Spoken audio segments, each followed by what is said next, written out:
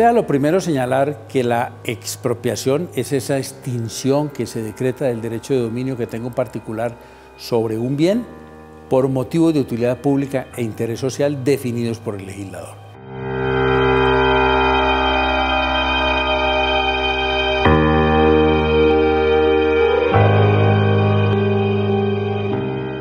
En ese trámite de la expropiación intervienen posiblemente todas las tres ramas del poder público cuando quiera que interviene la rama judicial. En primer término, el legislador define los motivos de utilidad pública e interés social para que se decrete la expropiación. El Ejecutivo decreta la expropiación mediante un acto administrativo y si el particular se resiste a entregar el bien, viene este proceso de expropiación. Por supuesto, si un particular al que le expropien un bien no se resiste a entregar el bien, pues no hay necesidad de adelantar ningún proceso de expropiación. ¿Ante quién se adelanta este proceso de expropiación? Ante el juez civil del circuito, del lugar donde se encuentra el bien, y es importante entonces señalar quién está legitimado para formular esta demanda. Para formular esta demanda está legitimado la nación, la entidad territorial o el ente público en cuyo favor, en cuyo lugar se encuentre, en cuyo favor esté la expropiación del bien.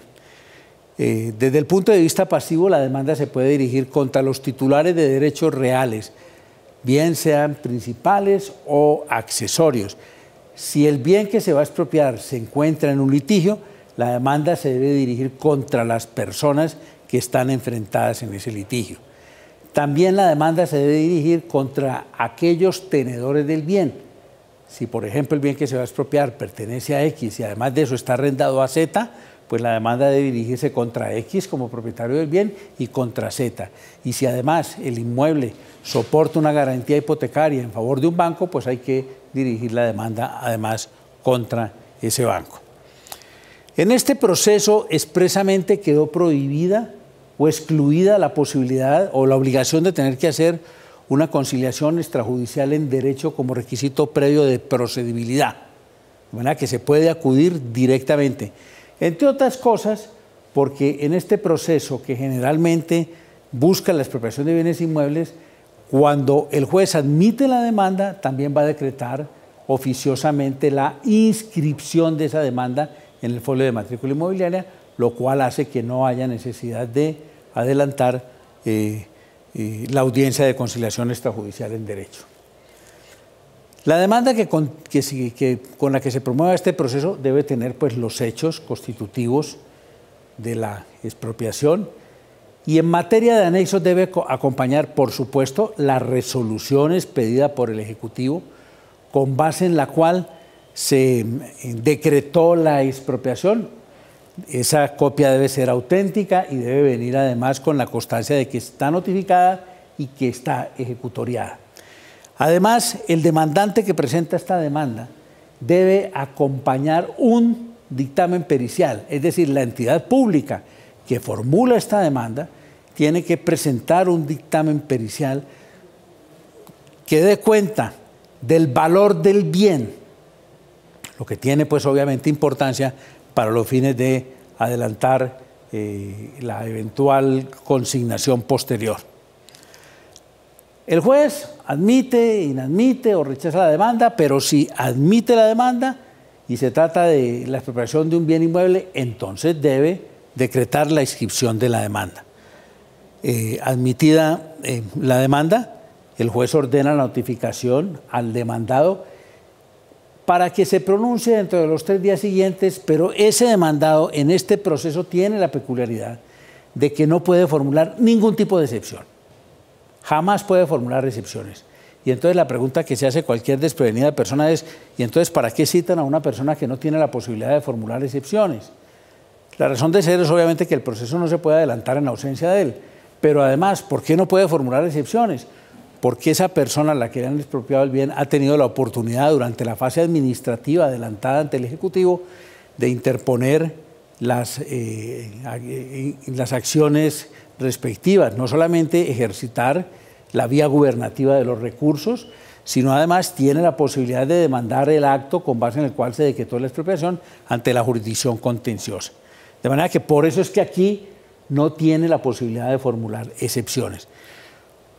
Una vez que se ha vencido el término y si se ha acompañado el dictamen, como se ha acompañado el dictamen pericial y se ha corrido traslado al demandado, es posible que el demandado haya pedido que se realice la audiencia para controvertir ese dictamen o que haya aportado un nuevo dictamen.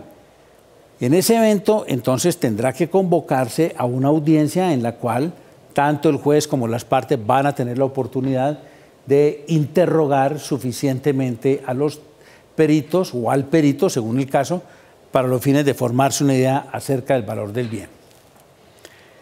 Entonces, surtido esta fase, el paso siguiente es que el juez dicte sentencia. Si el juez va a coger las pretensiones, dicta sentencia decretando la expropiación y ordenando que la entidad demandante consigne la suma de dinero que corresponda al valor del bien a expropiar.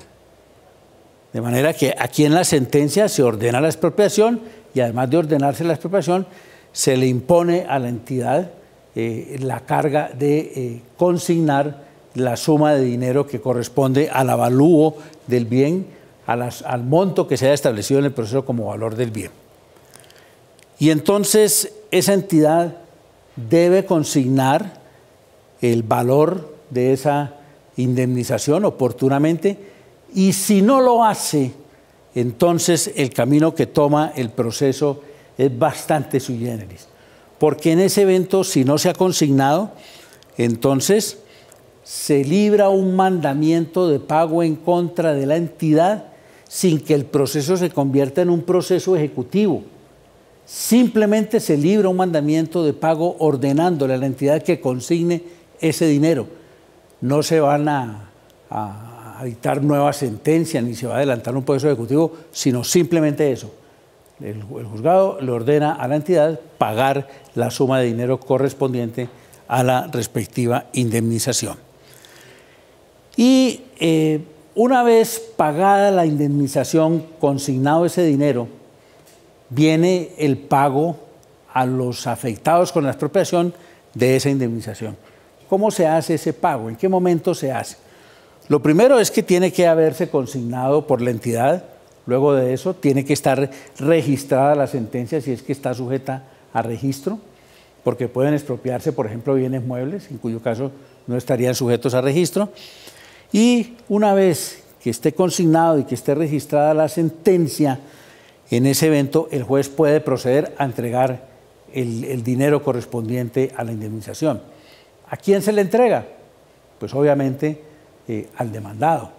Ahora bien, si el bien bien que se expropió estaba involucrado en un proceso, el juez no le da ese dinero al demandado, sino que ordena que se remita al proceso donde estaba embargado o afectado el bien con una medida cautelar. Si el bien soporta una garantía hipotecaria o prendaria, pues entonces no se le entregará el dinero al demandado porque hay que proteger el acreedor hipotecario o prendario. Si el bien estuviese sujeto a una condición resolutoria, por ejemplo, el juez no le va a entregar ese dinero al demandado a menos que él preste una caución que garantice que en el evento de cumplirse la condición resolutoria, él estará dispuesto a responder por el dinero que le haya sido entregado. Entonces, esa entrega es la que se hace de manera definitiva, contraria a la entrega provisional que se hace en cualquier momento del proceso. En cualquier momento del proceso, desde que se presente la demanda, la entidad demandante puede pedir que le entreguen provisionalmente el bien, siempre y cuando consigne el mismo valor del avalúo que ha aportado como dictamen pericial a la demanda. En ese evento, la entidad pública tiene derecho a pedir que le entreguen el respectivo bien. Ahora bien, si le entregan el bien y luego resulta que la sentencia no decreta la expropiación, pues hay que restablecer a ese demandado en la tenencia y posesión del bien. Y si eso ya no es posible, porque por ejemplo el bien hubiese sido dedicado a una gran obra y ya no es posible echar para atrás, entonces esa persona debe formular un incidente para reclamar los respectivos perjuicios. Este incidente no está sujeto al término de caducidad de los demás incidentes para reclamar perjuicios. ¿Por qué? Porque la indemnización siempre es la expropiación siempre es con indemnización previa y entonces no podría decirse que la entidad se libera de pagar si al afectado se le vence el término para formular un incidente. Bien, esas son las reglas generales del proceso de expropiación. Hay otros procesos de expropiación que en la práctica no tienen mucha audiencia. Uno es el proceso de expropiación que se adelanta por la Agencia Nacional de Tierras cuando se trate de conseguir inmuebles para destinarlos a programas de reforma agraria. Este es un proceso que se adelanta exclusivamente ante la jurisdicción contenciosa, ante esa jurisdicción, lo cual es un beneficio porque como ese juez es también el competente para conocer de la legalidad del acto administrativo que decretó la expropiación, entonces aquí no existe la posibilidad de que haya que formular una demanda separada para contravertir la legalidad del acto, porque ese juez va a conocer no solamente de la expropiación, sino eventual de la legalidad o no del acto que decretó la expropiación. El otro proceso de expropiación que se da de vez en cuando, que tiene alguna importancia y es útil decirlo, es la expropiación que se puede decretar para los fines de la actividad minera o para la exploración, explotación de hidrocarburos. Recuerden que la misma situación se predica cuando puede decretarse una servidumbre para que el titular de un derecho minero o para el titular de una concesión de hidrocarburos pueda adelantar trabajos de exploración y explotación. Pero si no es suficiente la servidumbre, el camino es el de la expropiación, en cuyo caso se acude también al juez civil de circuito.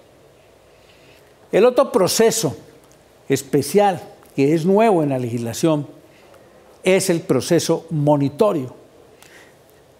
Sea útil decir y recordar que el proceso monitorio, que tiene por objeto requerir a un deudor para que pague una prestación cuyas características vamos a ver cuáles son, ese proceso, a pesar de que tiene ese propósito de requerir al deudor, no es un proceso ejecutivo. Este es un proceso declarativo. El proceso no existía entre nosotros, fue introducido en el Código General del Proceso. Es un proceso que ya existe en varias legislaciones, en la Argentina, por ejemplo, en el Uruguay, en España, donde ha dado fantásticos resultados, según dicen los abogados de esos lugares. El proceso monitorio tiene por objeto permitirle al acreedor de una relación dineraria de mínima cuantía que provenga de una obligación exigible derivada de un contrato, pero que no tiene título ejecutivo, requerir a su deudor para que ese deudor proceda al pago.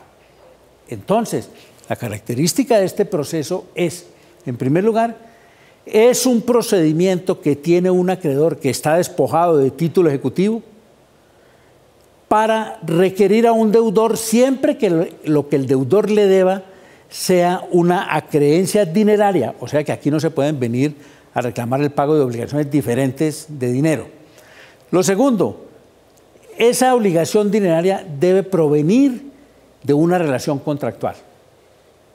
Si, por ejemplo, una persona mandó a arreglar el carro y no le ha pagado al mecánico, el mecánico eventualmente podría iniciar este proceso.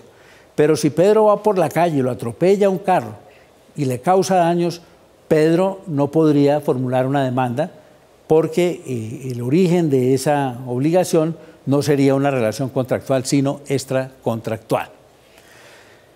Y la otra característica es la de que esa obligación, para poderla cumplir, no esté sujeta al cumplimiento de una condición por parte del demandante.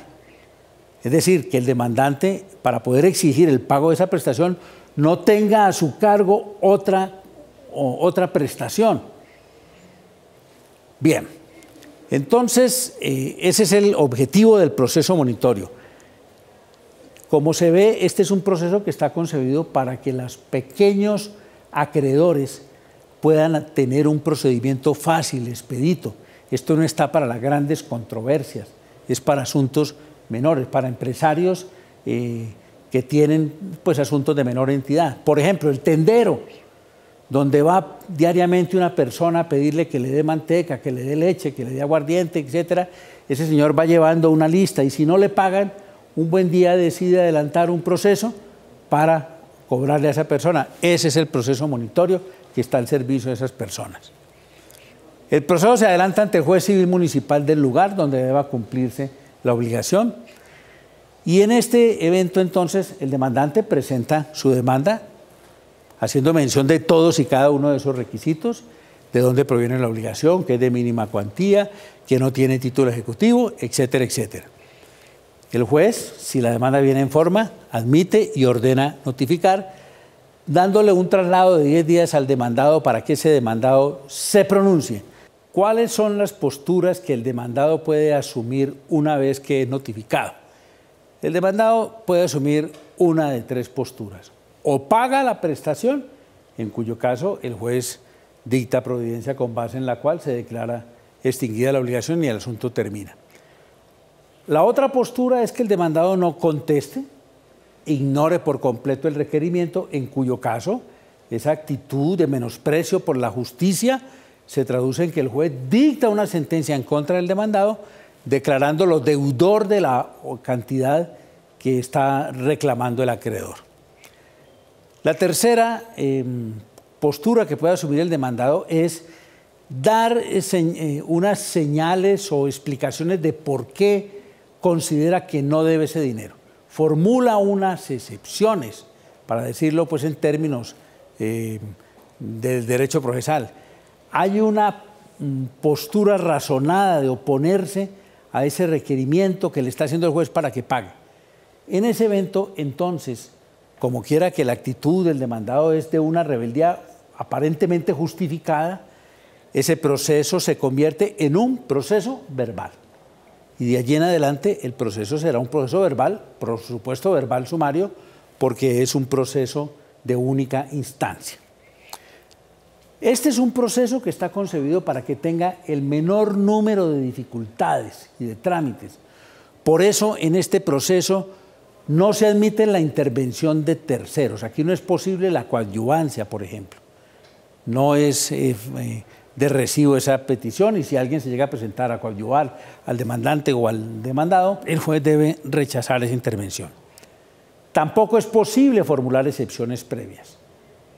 Están proscritas de este proceso. En tercer lugar, tampoco es viable la formulación de demanda de reconvención. En cuarto lugar, está prohibido el emplazamiento del demandado y designarle curador ad litem, es decir, a ese demandado hay que notificarlo en forma personal. Y las medidas cautelares pues son aquellas que se pueden decretar en cualquier proceso declarativo. Una inquietud final frente a esto, que no ha resuelto ni la doctrina ni la jurisprudencia, es el de si para acudir a este proceso es necesario cumplir con el requisito de la convocatoria de la audiencia extrajudicial en derecho.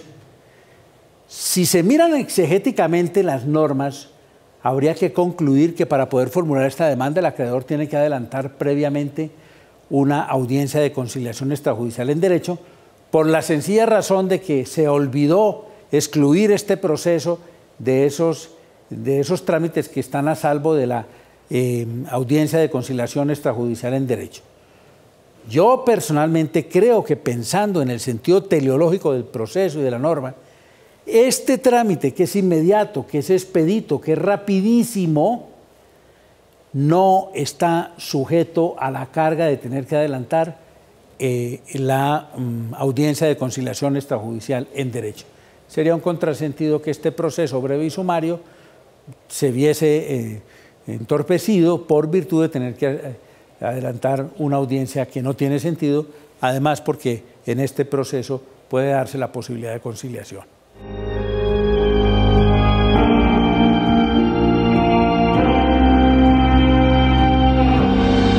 ¿Cuáles son los retos que enfrenta en la actualidad un abogado? El primer reto, el de estar preparado, conocer bien la ley. Lo segundo, estar dispuesto a conocer las tecnologías modernas. Un abogado que no tenga acceso a las fuentes de información que hoy ofrece este mundo avanzado está desactualizado por completo. Ese reto es muy importante. Y el otro reto es el de ejercer con serenidad. La profesión tiene días de angustia y tiene días de mucha alegría, pero esos días de angustia no pueden convertirse en los determinantes para que un abogado se derrumbe. Un abogado tiene que tener una epidermis que le permita recibir los triunfos con tranquilidad y recibir las derrotas con ecuanimidad. ¿Y los días de angustia son los más o los menos? Pues eso depende en cada caso. Yo tengo que decir que conmigo la profesión ha sido muy agradecida. Pues claro que como todos los abogados tenemos sucesos buenos y malos, pero en la balanza yo me considero que me ha ido mejor de lo que en otras ocasiones me ha ido peor.